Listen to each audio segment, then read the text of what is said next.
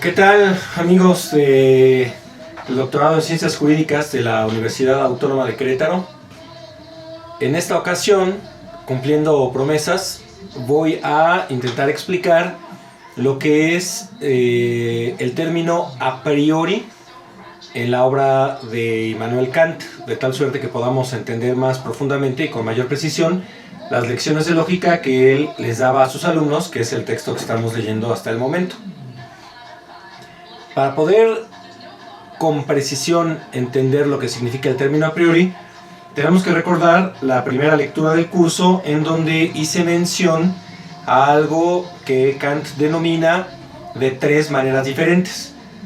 Esto quiere decir que a lo largo de su obra, sobre todo de la crítica de la razón pura, Kant va a enunciar un mismo objeto de su pensamiento, de su conocimiento, de tres maneras diferentes, las cuales son formas, conceptos puros del entendimiento o conceptos puros a priori.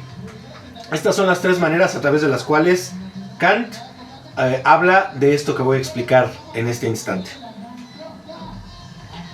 Recordarán que en la primera lectura, que se llamó Kant y las neurociencias, se estableció la hipótesis de que cuando Kant está haciendo mención de la palabra metafísica, lo tendríamos que entender como lo que le llamamos epistemología hoy en día, y que cuando Kant empleaba la palabra formas, y por lo tanto pues los otros dos términos también, estaba haciendo referencia a las estructuras cognitivas, biológicas, innatas, que tienen, en el caso de Kant, los sujetos que pertenecen a la especie humana por tener el tipo de cerebro que tenemos, que si bien es un cerebro mamífero humano y no únicamente mamífero. Por lo tanto, compartimos algunas de las facultades cognitivas que tienen otros animales, particularmente los mamíferos, pero tenemos algunas más, en tanto que tenemos pues dos lóbulos frontales, ¿no? Tenemos dos lóbulos cerebrales que el resto de los animales no tienen, y esto nos permite entender otras cosas, o entenderlas diferentemente. Las formas, pues, o conceptos puros del entendimiento, o conceptos puros a priori, serían las capacidades cognitivas, cerebrales, que tenemos los humanos. Innatamente, cuando a la intelectualidad se refiere, y por lo tanto pueden ser aplicadas también a la lógica. Dicho en otras palabras, es cómo funciona el cerebro al momento de entender. Entender, ya lo hemos explicado en otro momento, para Kant es el resultado de encontrar patrones. Ahora bien, ¿cómo se encuentran esos patrones? Pues en tres pasos. Kant establece tres pasos para encontrar patrones en el mundo. Los dos primeros pasos podremos decir que son prácticamente sincrónicos, en tanto que el primer momento es el encontrar similitudes entre objetos de la sensibilidad, primordialmente. El segundo momento sería la diferenciación entre estos objetos que presentan similitudes y otros objetos que no las presentan, de tal manera que al final aquellos objetos que sí comparten similitudes van a ser encapsulados, digámoslo así, van a ser conjuntados, y entonces se van a generar conceptos. Recuerden también, lo vimos en la primera lectura, los conceptos son el producto del entendimiento, y en esa misma lectura también explicamos estos tres pasos que tiene el entendimiento en conformidad con Kant al momento de, valga la redundancia, entender el mundo, que no es ninguna otra cosa sino generar conceptos que ya también sabemos son conceptos en estricto sentido, nociones e ideas. Ahora bien, la pregunta que uno válidamente tendría que hacerse es: ¿cuáles son los criterios que emplea el entendimiento al momento de encontrar esas similitudes, las diferencias con otros objetos que nos permitan generar esos conjuntos? Y precisamente esos criterios son pues estas formas, categorías, conceptos puros del entendimiento o conceptos puros a priori. Pensándolo bien, son 4 las maneras en las que Kant menciona esto mismo, porque también las categorías pues son las formas o los conceptos puros a priori o los conceptos puros del entendimiento. Bueno, pues Kant establece, basado en Aristóteles, que los seres humanos tenemos 4 categorías que están compuestas cada una de ellos por 12, podríamos llamarles, para usar el mismo vocabulario, criterios de selección. La primera categoría es la categoría de cantidad. Y estos 3 criterios de comparación y de diferenciación que componen esta categoría de cantidad son los siguientes: unidad, pluralidad y, cuando esos se conjuntan, totalidad. ¿Qué quiere decir esto? Bueno, Aristóteles primero y pues Kant, fundamentándose en él, considera o llega a la conclusión, más que considerar, llega a la conclusión de que los seres humanos, al momento de estar encontrando estos patrones universales, entendemos el mundo en términos numéricos, o sea, en términos cuantitativos, pues por eso se llama la categoría de cantidad. Y esta categoría de cantidad, en tanto que tiene que ser lo más abstracto posible, no va a ser enunciada en términos de 3, 4, 5, ¿no? Sino que en primer término de unidad. Esto quiere decir, los seres humanos podemos diferenciar objetos unos de otros, de tal suerte que dentro de un conjunto puede existir solo un objeto. En este caso, por ejemplo, pues un disco duro, ¿no? Uno lo observamos y entonces los humanos entendemos que es uno en su género, en tanto que no hay aparentemente otro similar a él. Tenemos una computadora, tenemos pues un digitalizador, ¿no? de información analógica, tenemos un micrófono por acá y tenemos un control remoto, pero pues todos son objetos unitarios y diferentes entre sí, de tal suerte que decimos pues en este caso, disco duro externo. Pero resulta que las particularidades que tiene este objeto que hemos encontrado en él y que nos ha permitido diferenciarlas de otros objetos cuantitativamente, son compartidas también por este otro objeto, que es también un disco duro. Tiene un color diferente, pero no importa, porque sustancialmente, o sea, esencialmente, ya hablaremos de eso en unos momentos, cuentan con las mismas características, o podríamos llamarles también condiciones de posibilidad. Y entonces decimos, pues ya no es uno, ¿no? Es una pluralidad, o sea, son varios, son más de uno. Pluralidad, pues significa eso, más de uno. ¿Y qué cantidad? Pues es infinita, ¿no? Es infinita la cantidad de pluralidades que podemos encontrar.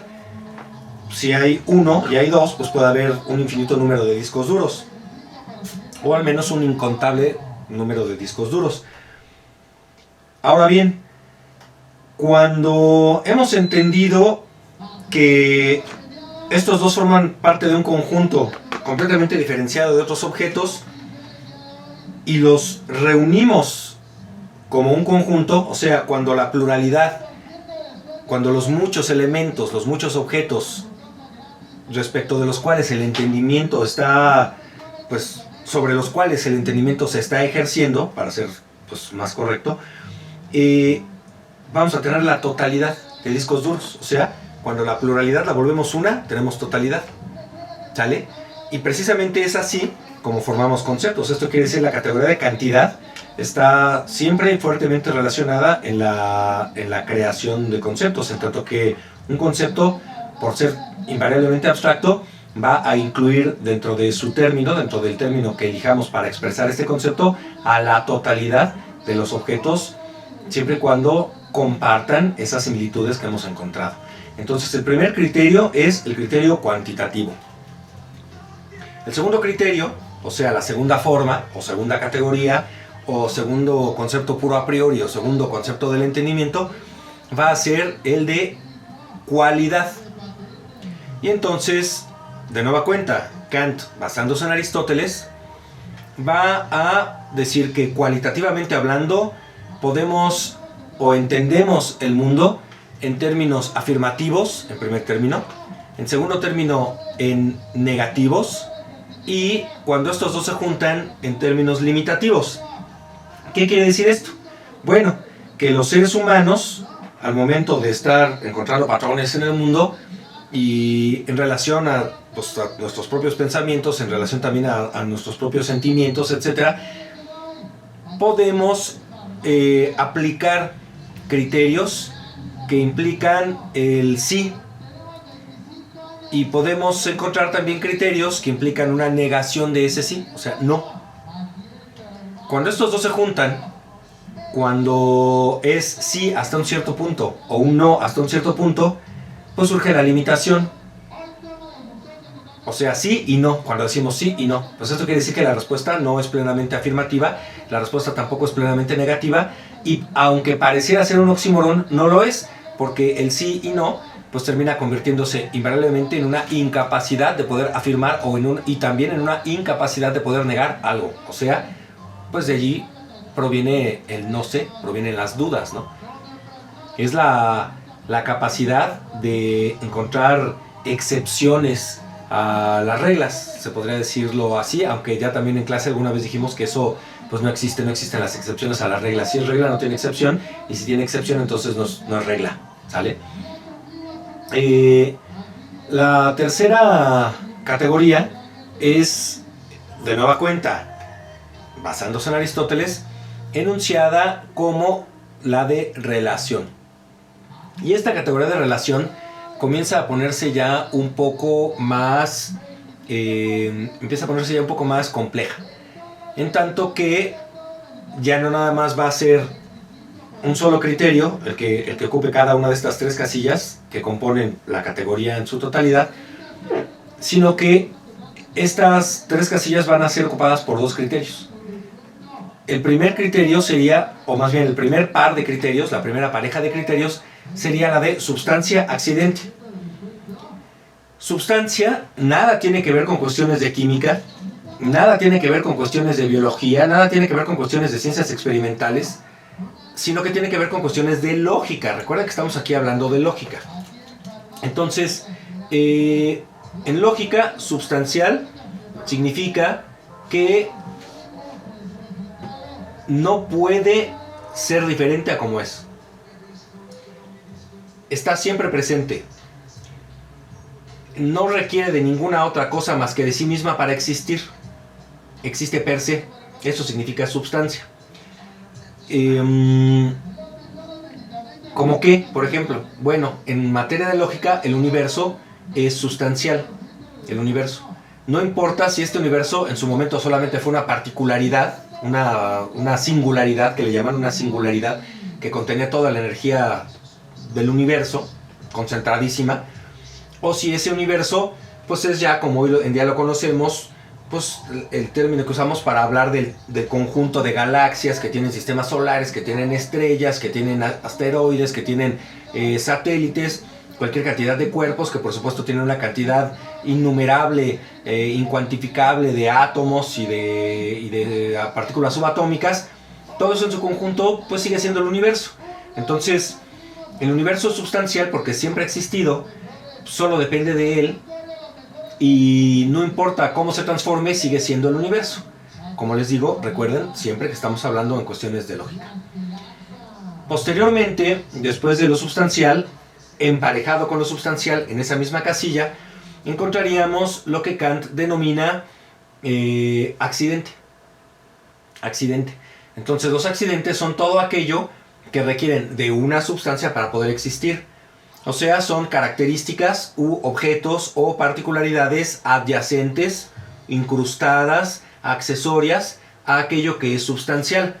Entonces, vamos a continuar con el ejemplo del universo. El universo es sustancial, pero si tiene planetas, eso es algo accidental.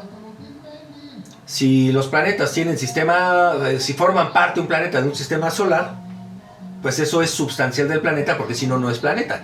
En tanto que la definición de planeta implica un cuerpo celeste que está girando alrededor de un sol, o sea, de una estrella, ¿no? Pero si dentro del universo hay sistemas solares, o si hay galaxias, o si en estas galaxias hay más helio que hidrógeno, o si hay más argón que neón, etcétera, etcétera, todo eso es accidental. El universo no deja de ser universo, no deja de ser universal. Lo otro es accidental, no puede existir nada dentro del universo sin el universo, pero el universo sí puede existir independientemente de las maneras distintas en las cuales se esté expresando en ese momento del espacio y el tiempo. Entonces, sustancia y accidente. Después de sustancia y accidente está lo que Kant denomina la relación entre la causa y el efecto. Causa y efecto.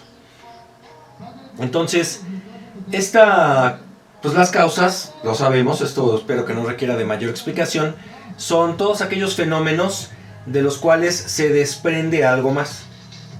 Todos aquellos fenómenos tras de los cuales empiezan a ocurrir otros fenómenos. Mientras que los efectos serían los fenómenos provocados por la existencia del fenómeno previo. Entonces, sustancia, accidente, causa, efecto, y cuando estos cuatro criterios, estos cuatro elementos que conforman dos casillas de la categoría de relación se juntan, lo que da como resultado es lo que Kant llama comunidad. Y esto implica que los seres humanos podemos entender también que las sustancias existen en nuestro pensamiento, podemos encontrar lo substancial gracias a que podemos encontrar lo accidental. Esto quiere decir operamos en conformidad con contrastes. Si solamente hubiera una sola cosa substancial y nunca cambiara, no podríamos entender lo accidental. Pero si no pudiéramos entender el universo, las cosas o cualquier objeto, cualquier fenómeno como estando cambiando accidentalmente, pero permaneciendo sustancialmente igual, no podríamos precisamente entender lo que es la sustancia. Y a tal suerte que para poder entender lo sustancial tenemos que entender lo accidental, y para poder entender lo accidental tenemos que entender lo substancial. Por eso es comunidad. Y de la misma manera, la causa y el efecto. Los seres humanos hemos entendido también que lo que hace a una causa ser causa es que tiene efectos. Mientras que lo que hace que un efecto sea efecto es que pues tuvo una causa, ¿no? Entonces, cuando estos se juntan, pues hay comunidad. Por supuesto que lo substancial siempre va relacionado con lo causal, mientras que lo accidental siempre va a ir de la mano con lo efectual. Ahora bien, como todas estas cuestiones tienen que ver con lógica nada más, o sea, con cuestiones de formalidad operacional de nuestra cognitividad, podemos transportar estas relaciones a distintas jerarquías de pensamiento. De tal suerte que, aunque cuando el universo es el producto sustancial, o sea, el producto de nuestro entendimiento que goza de la categoría de sustancial, y entonces los sistemas solares gozan de la categoría de accidental en relación con el universo, también es cierto que los sistemas solares en sí mismos pueden entenderse como algo substancial, en cuyo caso lo accidental serían los satélites, por ejemplo, de los planetas, ¿no? O el número de planetas que conforman un sistema solar sería accidental, o el número de soles que conforma un sistema solar también sería accidental. Pero dentro del sistema solar, pues lo que no podría ser accidental sería que hubiera al menos una estrella y al menos un planeta girando alrededor de él, porque esa es la definición de sistema solar. Entonces, allí estamos aplicando la categoría de substancialidad respecto del sistema solar y mostrando cuáles son los accidentes dentro de ese sistema solar. Pero al mismo tiempo, también planeta puede ser entendido como sustancia, y todo lo que contenga ese planeta dentro de sí va a poder ser entendido como accidente. Esto quiere decir si tiene vida o no tiene vida el planeta, si tiene vida inteligente o no tiene vida inteligente. Esas cuestiones son accidentales de la sustancia planeta, porque, recuerden, estamos hablando de cuestiones de operatividad lógica.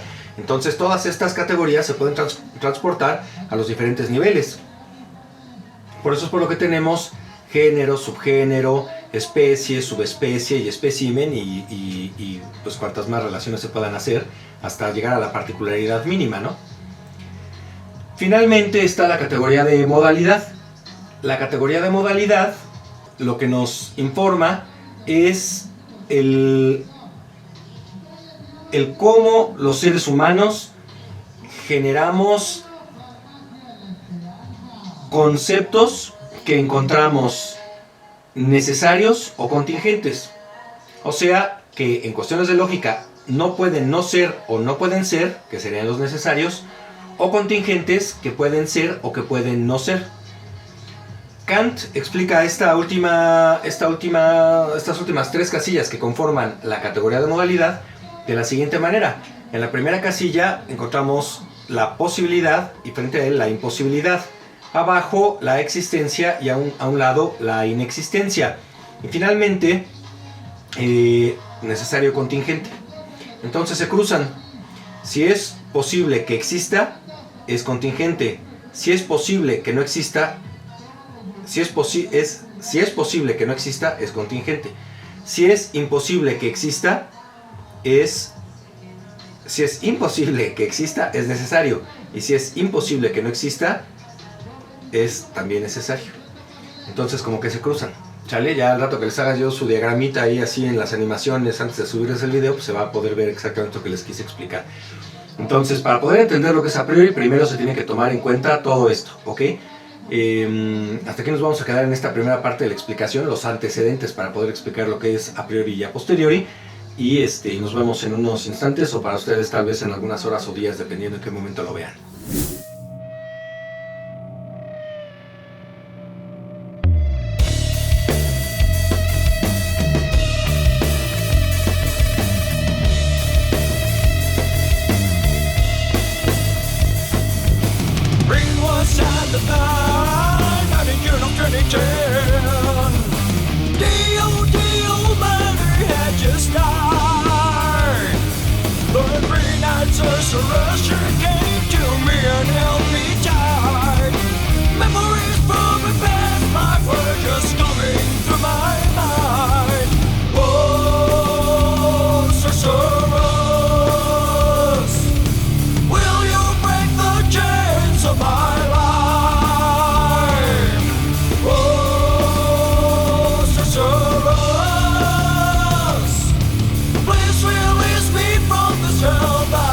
My